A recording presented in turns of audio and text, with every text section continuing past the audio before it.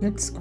If you gather enough people in a field in Saskatchewan and commit to it, that field becomes a place. It becomes a community.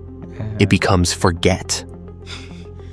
The town sits 24 kilometers north of the US border, surrounded by the flat, endless prairie that defines this part of the country. There is no dramatic geography here. No lake, no mountain, no river to anchor it. Just 48 people who decided this spot was worth staying for.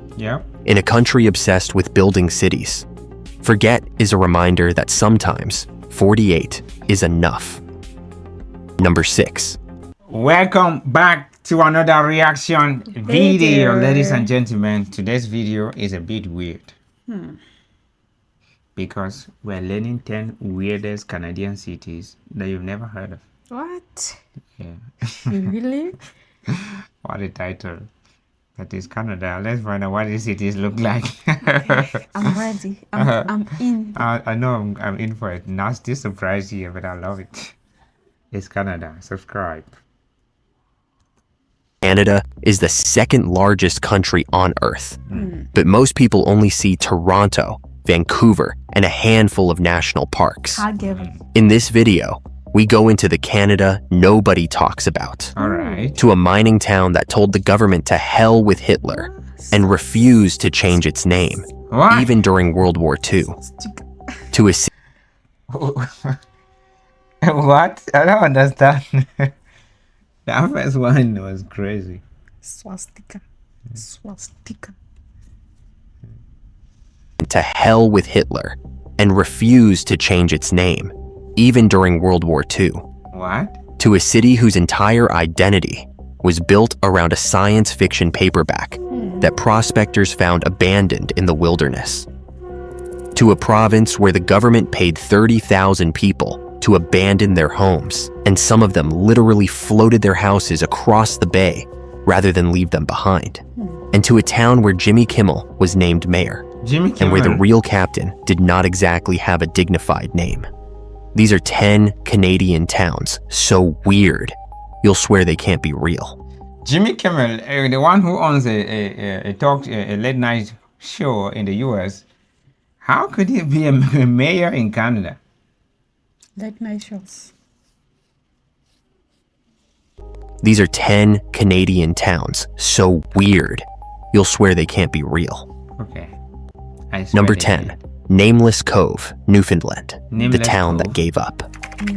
Somewhere on the coast of Newfoundland, there is a community that couldn't come up with a name for itself. Not because it is new, not because nobody lives there, but because another town stole their name and they just gave up. The community used to be called Flowers Cove. Nice enough name, right? The problem was that a different community registered the same name first and sent them a letter essentially saying it was theirs now and telling them to pick something else. Most towns in that situation would hold a meeting, put out suggestions, maybe name it after a local landmark or a prominent settler. Not these folks. They called it Nameless Cove. And what makes this even more Canadian is that the name stuck. There is no shortage of pride here. Residents do not seem bothered at all. The sign at the edge of town just says Nameless Cove, as if that is a completely reasonable thing to put on a road sign, which according to the residents, it absolutely is.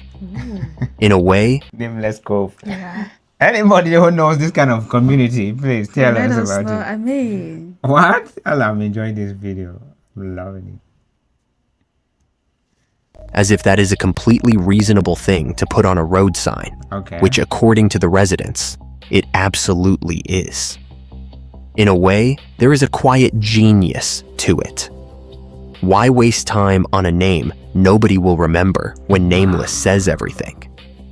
It is either the most defeated act of civic planning in Canadian history, or the most confident. Either way, it is real, and it is on the map. Number 9, Saint Louis du Ha, Quebec, the town with 2 exclamation points. There is only one municipality in the entire Saint Louis du Ha. Ha. Quebec. Ha ha. Quebec. What? I'm loving this. There is only one municipality in the entire world with 2 exclamation points in its official name. And yes, it is in Quebec. Quebec. Saint Louis du Ha. Ha. Is pronounced ah, not like a laugh. It is a small municipality in the Bas-Saint Laurent region, and the exclamation marks are not decoration. They are legally part of the name. So where did ha come from? Ha. Good question. In Old French, the word ha referred to a specific kind of ditch or barrier, typically a sunken trench used to contain livestock, with one side sloping gently down and the other dropping vertically. The idea was that a traveler would walk toward it without realizing it was there and only notice at the last second, kind of like falling into a trap. In early colonial Quebec, the term got applied to any unexpected dead end or detour, a path that leads somewhere surprising. The region around the town was full of them. So the name is not a joke. It is a geographical description. Okay. A very, very French geographical description that happens to look like punctuation. With a population of around 1,300 people, and not a single other municipality on Earth that can say the same, Saint Louis du Ha stands alone. Number 8, Punky Doodle's Corners, Ontario, the town with no signs. Doodle's Corners. Punky Doodle's Corners does not sound like a place that exists in the real world. It sounds like somewhere a cartoon character might live. But it is a real hamlet in southwestern Ontario, sitting at the intersection of Waterloo Region, Oxford County, and Perth County. And here is the thing, it has no signs. Not because it is unincorporated, or because the government forgot, but because every single time a new Punky Doodle's Corners sign gets installed, someone steals it. Every single time. Punky Doodle Corners. Corners. Lighthouse. Hi.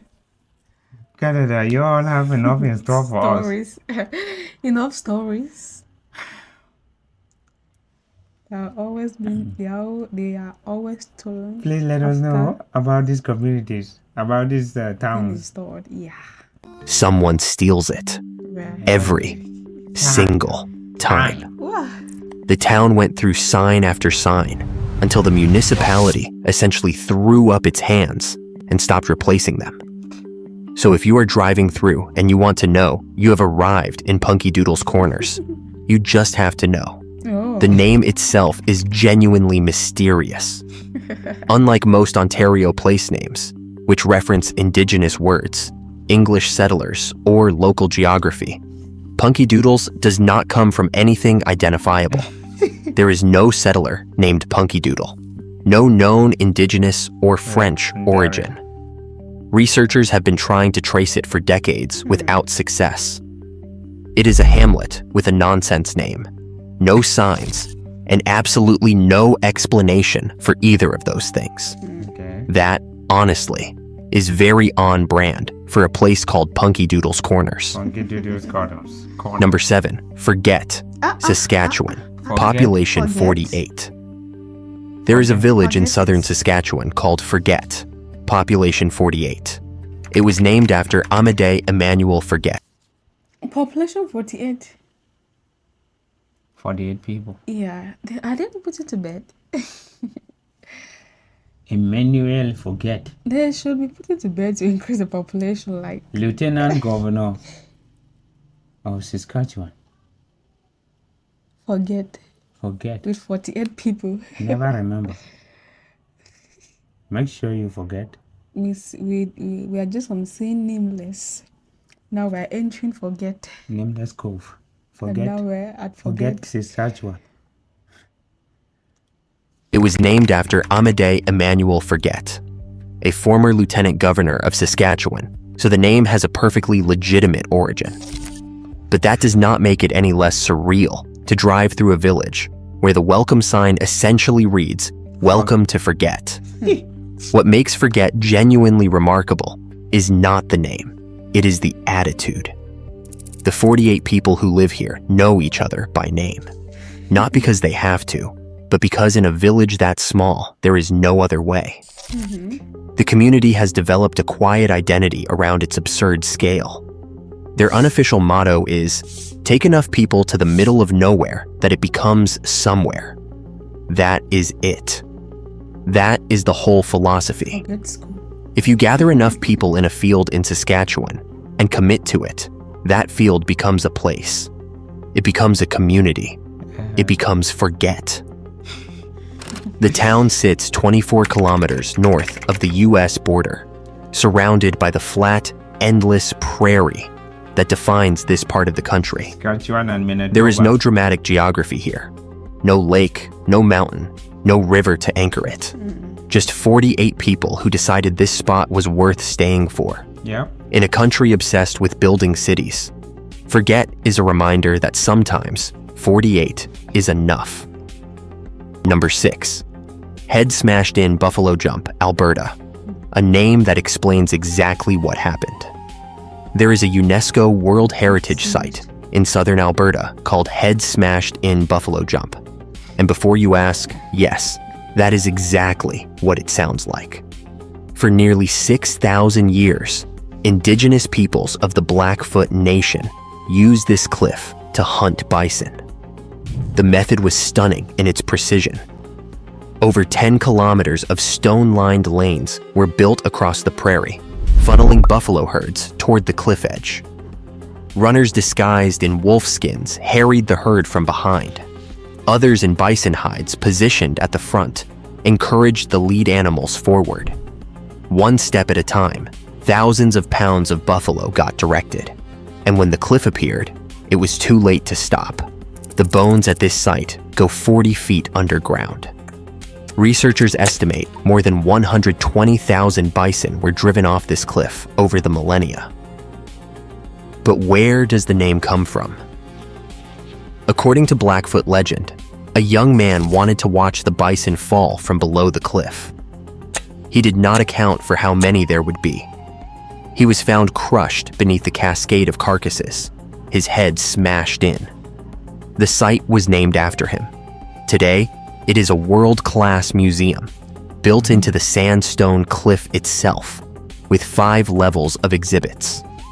And there's a part of me which is keeps saying this is fake. Then there's that 90% we say, yep, that's true. Yeah. I feel like it's real, but it's totally unbelievable. Canada. Canada.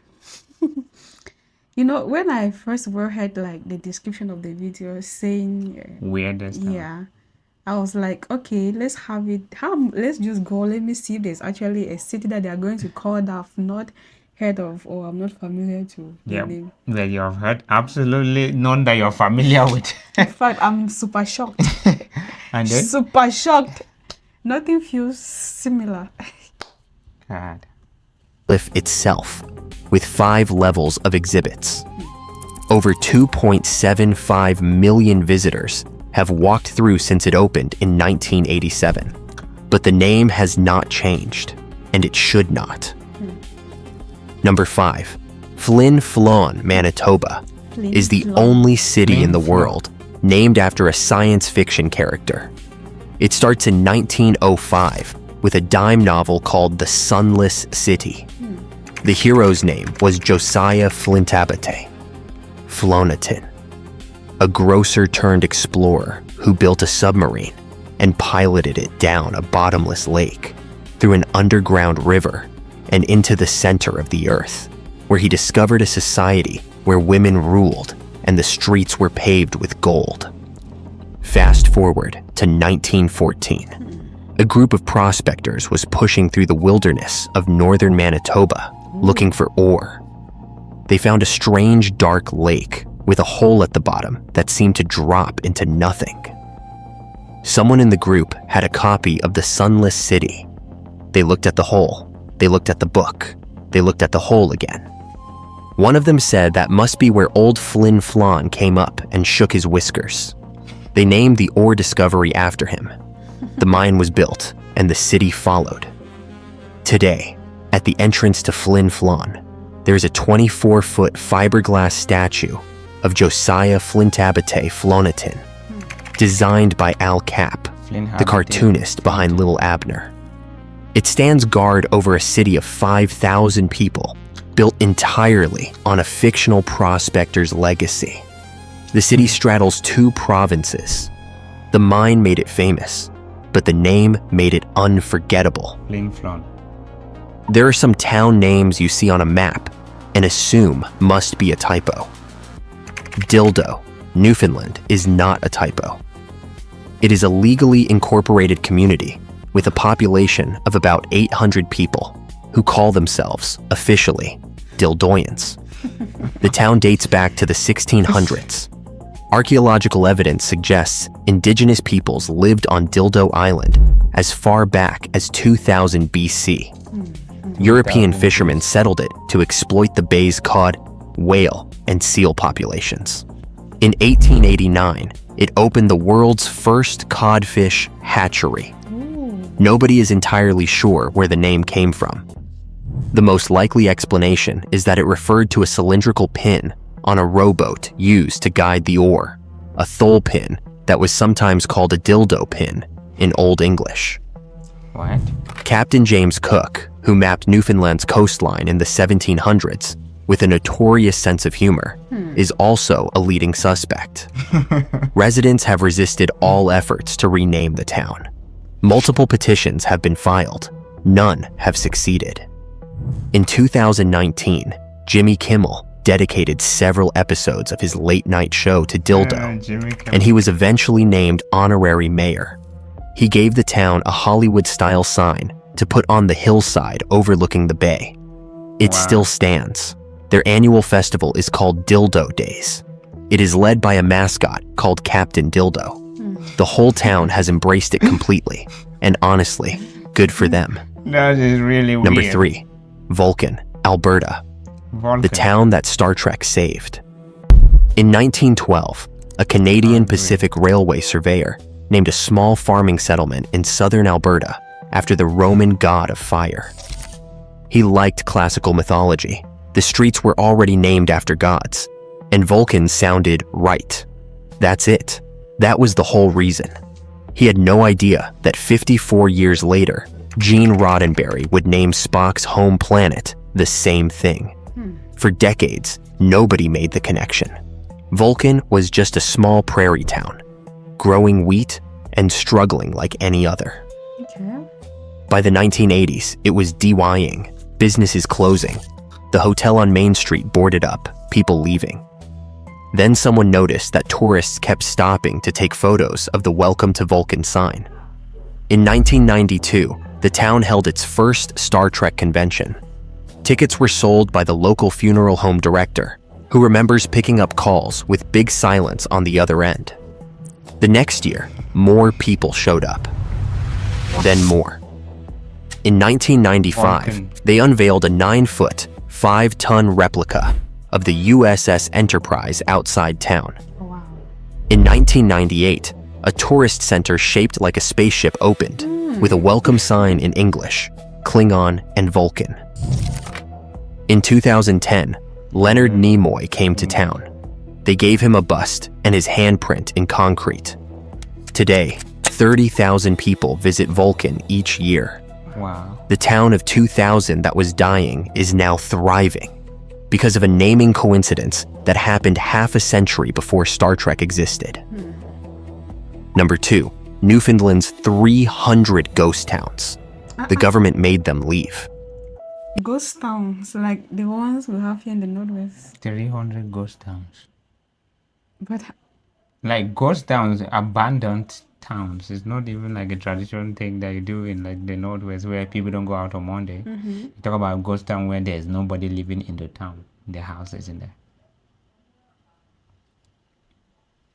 So people abandon the city, like the town, and goes and it grows up in the bush. That's what we call a ghost town. So just for context, our home city of Bamenda in the northwest region of Cameroon, which is the Anglophone section of Cameroon.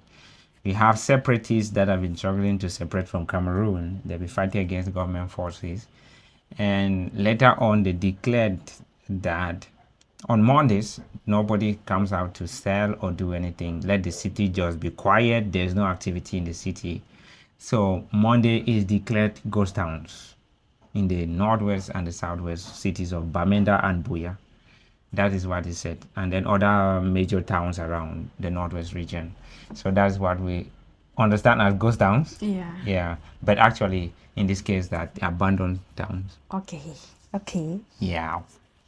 In 1954, the government of Newfoundland launched the resettlement program. The goal was to move people out of remote coastal outports, tiny fishing villages spread across thousands of islands and coves, and to consolidate them in larger, more efficient centers. Over the next 20 years, 300 communities were abandoned. Roughly 30,000 people were displaced. But here is the part that makes this unlike any other relocation in Canadian history. Okay. Some families refused to leave their homes behind, so they moved them, literally. Families would haul their houses down to the shoreline, strap oil drums to the foundation to keep them afloat, and tow them by fishing boat across the bay to wherever the government said they were supposed to go. Entire houses, crossing the ocean on empty barrels and guided by fishing lines. What they could not take, they left behind. Churches, cemeteries, wharves, gardens, and those places still exist today. Ghost towns scattered along Newfoundland's 29,000-kilometer coastline. Tall grass growing through what were once kitchen floors. Headstones standing in cemeteries nobody visits. Docks rotting quietly into the water. The program is generally regarded as a failure. Many of the industries that were promised to relocated families never materialized. The fishing communities they were pulled from are now tourist destinations. Hikers walk through them in summer and try to imagine what it was like. 300 towns, 30,000 people, and some of them floated their houses to say goodbye. Swastika, Ontario. Named for good luck. Oh, we are the last. In the summer of 1907, a prospector named James Dusty struck gold in the wilderness of northern Ontario. He needed a name for his mine, and at that moment, he noticed a young girl wearing a necklace with a swastika pendant.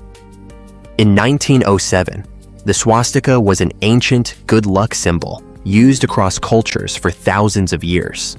It appeared in Hindu, Buddhist, Greek, and Norse traditions. The Nazis would not exist for another 2 decades, so he called it the Swastika Mine. The town that grew up around it took the same name. By 1908, Swastika, Ontario, was officially incorporated. Then World War II started. The Ontario provincial government was not happy about having a community sharing its name with the symbol of the Third Reich. They ordered the town to rename itself. They even put up new road signs, replacing swastika with Winston, after Winston Churchill. The residents tore them down every night. Every night, the government would put a Winston sign up. Every night, the residents would pull it down and replace it with their own. Beneath their sign, they nailed a message that read, "To hell with Hitler." We came up with our name first. Several men from Swastika died fighting the Nazis in Europe. The town supported the Allied cause completely. They just refused to let Hitler take their name too. The provincial government eventually gave up. The name never changed. Swastika, Ontario still exists today, now part of the municipality of Kirkland Lake. Everything. They really exist today, and do they still carry the swastika signs again? Or they have been dismissed? Because it's kind of crazy, but I also understandable that they are the one who came up with it, not a mustache man from old Germany back in 1945. Swastika, Ontario still exists today, now part of the municipality of Kirkland Lake. The Swastika Public School, the Swastika Fire Hall, and Swastika Laboratories are all still operating, carrying a name that predates the Nazis by over 2 decades. Wow. That is the kind of stubborn, principled, quietly furious Canadian defiance that nobody outside this country ever hears about. But maybe they should. Yeah. Which of these towns surprised you the most? Forget. Drop it in the comments. And if you know a Canadian town that is even stranger than these, I want to hear about it. Yeah. Subscribe if you want more of the Canada that never makes the travel brochures. Thank you. Maybe these words will live on through the words we hear in our hearts. Canada is wild. I tell you. I tell you. Ladies and gentlemen, thank you so much for watching. This is mind blowing. if there are weirder cities, please drop them in the comments. Yeah. Yeah, I think Right. they should be. I think they can never be just Because 10. now I'm speechless. They can I didn't never be think there just was 10. a town they were going to call that I'm not familiar with, but all the 10, I've never heard. Kankan, nothing. Thank you.